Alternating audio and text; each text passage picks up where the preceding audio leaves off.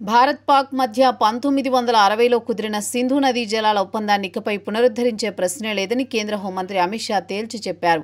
పాకిస్తాన్ ఒప్పందం నిబంధనలను ఉల్లంఘించిందని ఆరోపిస్తూ దానికి తగిన గుణపాఠం చెప్పే సమయం వచ్చిందని పేర్కొన్నారు. ఓ జాతీయ మీడియా సంస్థకిచ్చిన ప్రత్యేక ఇంటర్వ్యూలో అమిత్ షా మాట్లాడుతూ అంతర్జాతీయ ఒప్పందాలను ఏకపక్షంగా రద్దు చేయడం సాధ్యం కాదు, కానీ సింధు జలాల ఒప్పందాన్ని నిలిపివేసే హక్కు భారత్కు ఉంది, అదే చేశాం.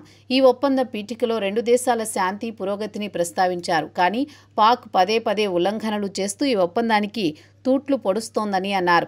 అమిత్ షా పేర్కొన్నట్లుగా ఇన్నాళ్లు భారత్లో ప్రవహించి పాక్కు చేరే నీటిని అక్కడి వారు అన్యాయంగా వినియోగించుకుంటున్నారు.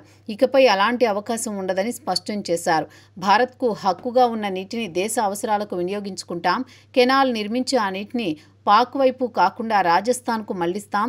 దీంతో పాకిస్తాన్ గొంతు ఎండాల్సిందే అన్నారు. భారత్ చర్యలతో పాక్కు తీవ్రమైన నీటి కొరత ఏర్పడే ప్రమాదం ఉంది. సింధు జలాలపై ఆ దేశ వ్యవసాయం 80% ఆధారపడి ఉంది.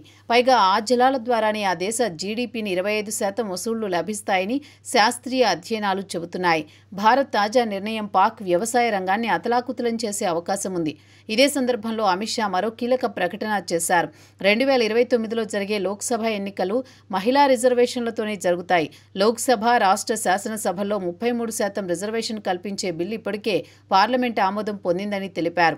నియోజకవర్గాల పునర్విభజనపై స్పందిస్తూ ఇందులో ఎవరికీ అభ్యంతరం ఉండాల్సిన అవసరం లేదు, అన్ని అంశాలను సమతుల్యంగా పరిగణలోకి తీసుకుంటాం.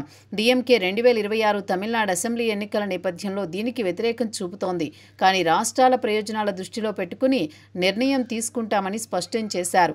పాక్కు ఎదురయ్యే నీటి కొరత, భారత ఆత్మరక్షణ చర్యలు, మహిళా రిజర్వేషన్ల అమలు, నియోజకవర్గాల పునర్విభజన తదితర కీలక అంశాలపై అమిత్ షా చేసిన వ్యాఖ్యలు దేశ రాజకీయ, అంతర్జాతీయ వ్యవహారాల్లో పెద్ద చర్చకు దారితీశాయి.